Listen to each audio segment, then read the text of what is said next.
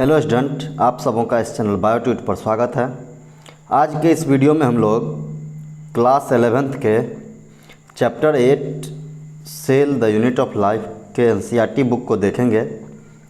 तो इसमें दिया हुआ है कि when you look around you see both living and non living things.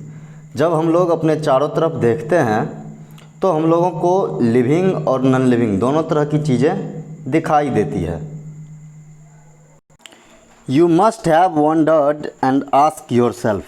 कहता है कि आप लोग आश्चर्यचकित होते हैं और ख़ुद से पूछते हैं कि what is it that makes an organism living. ऐसा क्या चीज़ है जो किसी भी जीव को लिविंग बनाता है। और what is it that N intimate thing does not have which a living thing has. और मतलब किस चीज़ के कारण जो है कोई लिविंग थिंग, ऐसा क्या होता है लिविंग थिंग में जो वो लिविंग होता है। तो कहता है कि the answer of this is the presence of the basic unit of life. तो इसका आंसर ये है कि उस चीज़ में जो लिविंग होता है, जो लिविंग बनाता है, उसका कारण है कि उस चीज़ में जो बेसिक यूनिट ऑफ लाइफ होता है, जिसको सेल कहते हैं, वह सभी लिविंग ऑर्गेनिज्म में पाया जाता है। कहता all organism are composed of cell. सभी ऑर्गेनिज्म जो है वह सेल के बने होते हैं। कुछ जो है सिंगल सेल के बने होते हैं जिसको यूनिसेलुलर कहते हैं, जबकि कुछ मेनी सेल्स के बने होते हैं जिसको मल्टीसेलुलर ऑर्गेनिज्म कहते हैं। तो कहता है कि what is a cell, cell क्या है। तो कहता है unicellular organisms are capable of. Unicellular organism क्या क्या चीज़ करने के लिए कैपेबल होता है। तो यूनिसेलुलर ऑर्गेनिज्म जो है इंडिपेंडेंट एग्जिस्टेंस होता है यूनिसेलुलर ऑर्गेनिज्म का, यानी कि वह इंडिपेंडेंटली रह सकता है। And performing the essential functions of life. और लाइफ के लिए जो ज़रूरी चीज़ है, जो फंक्शंस ज़रूरी है, वो वह करता है। Anything less than a complete structure of a cell does not ensure independent living.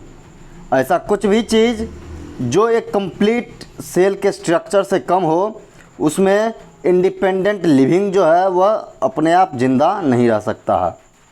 Hence cell is the fundamental structural and functional unit of living organism. और इसीलिए सेल जो है लिविंग ऑर्गेनिज्म का फंडामेंटल स्ट्रक्चरल और functional unit होता है। यानी कि ऐसा कोई भी चीज़ जिसमें एक सेल से कम हो, वह चीज़ इंडिपेंडेंटली नहीं रह सकता है। तो इसलिए सेल को हम लोग बेसिक यूनिट कहते हैं। एंटोन वॉन लीवेनहुक सबसे पहले सेल को देखा और डिस्क्राइब किया लिविंग सेल को। रॉबर्ट ब्राउन न्यूक्लियस को डिस्कवर किया। ही इन्वेंशन द माइक्रोस्कोप, माइक्रोस्कोप का खोज किया और उसका इम्प्रूवमेंट किया। और फिर इलेक्ट्रॉन माइक्रोस्कोप बना बाद में, और जिसके कारण सेल के डिटेल स्ट्रक्चर का अध्ययन किया गया। सेल थ्योरी है। सेल थ्योरी में क्या है कि सेल थ्योरी कहने का मतलब हो गया कि सेल के बारे में जो दिया गया है तो वो हम लोग देखेंगे। कहता है कि 1838 में माल्थियस स्लाडेन एक जर्मन बॉटनिस्ट था जो एग्जामिन किया, बहुत तरह के प्लांट सेल को एग्जामिन किया और देखा क्या कि सभी तरह के प्लांट्स जो है अलग अलग तरह के सेल्स के बने होते हैं जो प्लांट का टिश्यू बनाता है। यानी कि वह कई तरह के प्लांट को एग्जामिन किया, ऑब्ज़र्व किया और देखा कि प्लांट जो है वह अलग अलग तरीके के सेल्स के बने होते हैं। At about the same time Theodor Schwann एक ब्रिटिश जूलॉजिस्ट थे। वह अलग अलग तरह के एनिमल सेल को का स्टडी किया और रिपोर्ट किया, बताया कि सेल जो है उसका एक थिन आउटर लेयर होता है जिसको आजकल हम प्लाज्मा मेम्ब्रेन कहते हैं। उसने यह भी बताया अपने स्टडी के आधार पर कि प्लांट टिश्यू पर जो स्टडी किए उसके आधार पर यह बताया कि जो सेल वॉल का प्रेजेंस होता है, the presence of cell wall is the unique character of plant cell. कि सेल वॉल का पाया जाना प्लांट सेल का एक यूनिक कैरेक्टर, यानी कि केवल प्लांट सेल में ही वह पाया जाता है। On the basis of this, इस चीज़ के आधार पर स्वान प्रपोज किया hypothesis. That the bodies of animal and plant are also compose of cell and product of cells. कि वो जो होता है अपना हाइपोथेसिस दिया और कहा कि एनिमल और प्लांट का बॉडी जो है वह सेल के बने होते हैं और सेल के प्रोडक्ट होते हैं। फिर स्लाडेन और स्वान जो है मिल करके जो दिया उसी को हम लोग सेल थ्योरी कहते हैं। स्लाडेन और स्वान मिल करके जो अपना फॉर्मूला दिया उसी को सेल थ्योरी कहते हैं। इस थ्योरी में इस चीज़ का एक्सप्लेनेशन नहीं है। This theory however did not explain as how new cells were formed. तो सेल थ्योरी जो दिया गया तो उसमें इस चीज़ का जिक्र नहीं था, इस चीज़ का एक्सप्लेनेशन नहीं था कि नया सेल कैसे बनता है।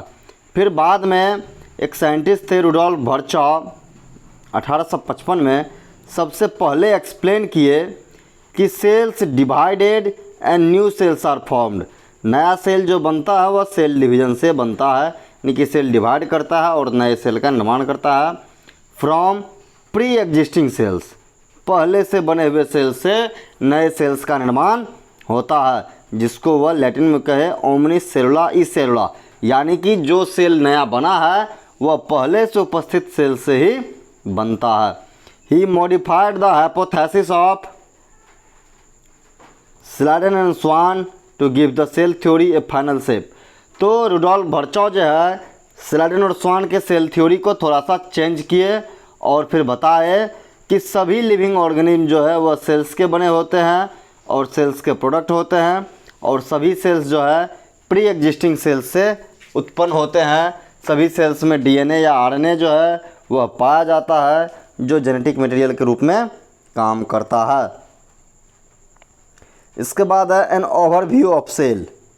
ओवरव्यू ऑफ सेल में क्या है कि you have earlier observed cell in an onion peel and और human cheek cell under the microscope.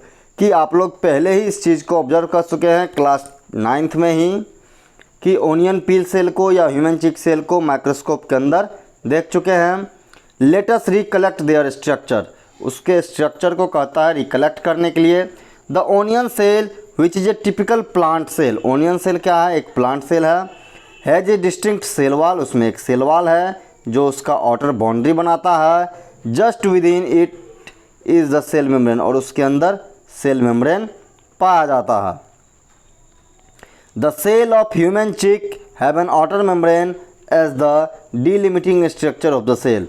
और ह्यूमन चिक सेल में क्या होता है? एक आउटर मेम्ब्रेन होता है जो उसका सबसे बाहर वाला मेम्ब्रेन का लिमिट है, यानी कि वो एक्चुअली में सेल मेम्ब्रेन होता है। Inside each cell is a dense membrane bounded structure called nucleus.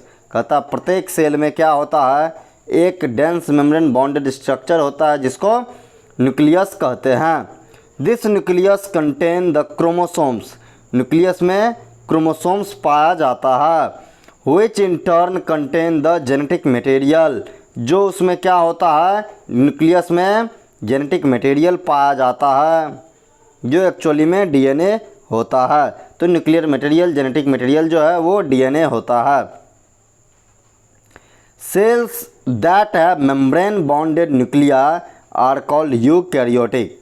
ऐसे सेल्स जिसमें मेम्ब्रेन बाउंडेड न्यूक्लियस पाए जाते हैं उसको यूकैरियोटिक सेल कहते हैं। जबकि ऐसे सेल जिसमें मेम्ब्रेन बाउंडेड न्यूक्लियस एब्सेंट होते हैं उसको प्रोकैरियोटिक सेल कहते हैं। कहता है in both prokaryotic and eukaryotic cell, दोनों प्रोकैरियोटिक और यूकैरियोटिक सेल में एक सेमी फ्लूइड मैट्रिक्स पाया जाता है जिसको साइटोप्लाज्म कहते हैं। कहता cytoplasm occupy the volume of the cell. Cytoplasm cell में रहता है, उसका वॉल्यूम बनाता है। जितना ज़्यादा साइटोप्लाज्म होगा सेल का वॉल्यूम उतना ज़्यादा होगा। The cytoplasm is the main arena of cellular activity. Cytoplasm जो है मेन एरिया हो गया, मेन जगह हो गया जहाँ सेल के अंदर होने वाली एक्टिविटी होती है। In both and plant and animal cell, दोनों तरह के सेल में various chemical reaction occur in it. बहुत सारे तरह के केमिकल रिएक्शन साइटोप्लाज्म में होते हैं। In it to keep the cell in living state. और सेल को ज़िंदा रखने के लिए जो ज़रूरी होते हैं तो कई सारे तरह के केमिकल रिएक्शन साइटोप्लाज्म में होते हैं। बिसाइड द न्यूक्लियस, न्यूक्लियस के अलावे eukaryotic cells have other membrane bonded distinct structure.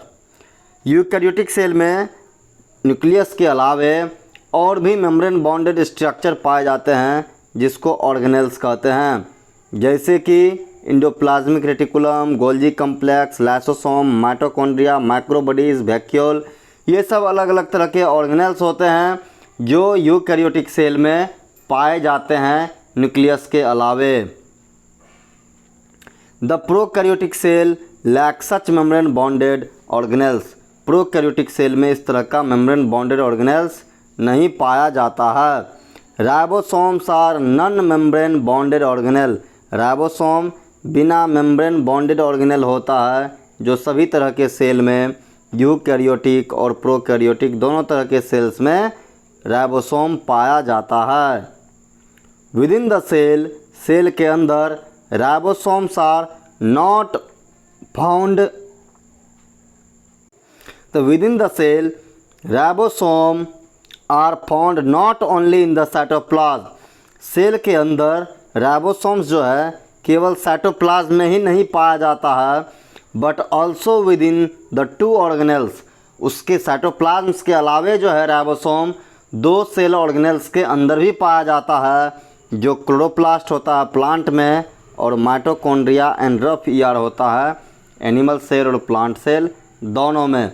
तो ये दो अलग अलग ऑर्गेनेल्स होते हैं, वहाँ भी पाया जाता है राइबोसोम यूकैरियोटिक सेल में, जबकि प्रोकैरियोटिक सेल और यूकैरियोटिक सेल के साइटोप्लाज्म में भी राइबोसोम पाया जाता है। Animal cell contain another non membrane bonded organelle called centriole. Animal cell में एक दूसरा और भी नॉन मेम्ब्रेन बॉन्डेड ऑर्गेनेल्स पाया जाता है जिसको सेंट्रियोल कहते हैं, जो सेल डिवीज़न में मदद करता है। तो सेंट्रियोल का क्या फंक्शन आगे हम लोग सेल डिवीज़न वाले चैप्टर में देखेंगे। तो ये सेंट्रियोल जो है एनिमल सेल में पाया जाता है केवल, और सेल डिवीज़न में मदद करता है। कहता cells differ greatly in size. Cell का अलग अलग तरह का साइज होता है, शेप होता है और उसका फंक्शंस होता है। For example mycoplasmas the smallest cell हो गया, जिसका लेंथ केवल 0.3 माइक्रोमीटर होता है, जबकि बैक्टीरिया जो होता है वह करीब करीब 3 से 5 माइक्रोमीटर के होते हैं। The largest isolated single cell egg of ostrich होता है। मल्टी सेलुलर ऑर्गेनिज्म में ह्यूमन आरबीसी करीब करीब 7 माइक्रोमीटर डायमीटर में होता है। नर्व सेल जो है वह सबसे लॉन्गेस्ट सेल होता है। Cells also vary greatly in their shape. Cell का शेप भी अलग अलग होता है। सेल डिस्क लाइक हो सकते हैं, पॉलीगोनल हो सकता है, कॉलमनर, क्यूबॉइड, थ्रेड लाइक और इवन इर्रेगुलर, कई तरह के सेल्स हो सकते हैं। The shape of the cell may vary with the functions. Cells का शेप जो है वह सेल के फंक्शन पर निर्भर करता है, जबकि सेल का साइज और शेप सेल के फंक्शन पर निर्भर करता है, जबकि किसी ऑर्गेनिज्म में नंबर ऑफ सेल उस जीव के लंबाई पर, चौड़ाई पर निर्भर करता है। Thank you.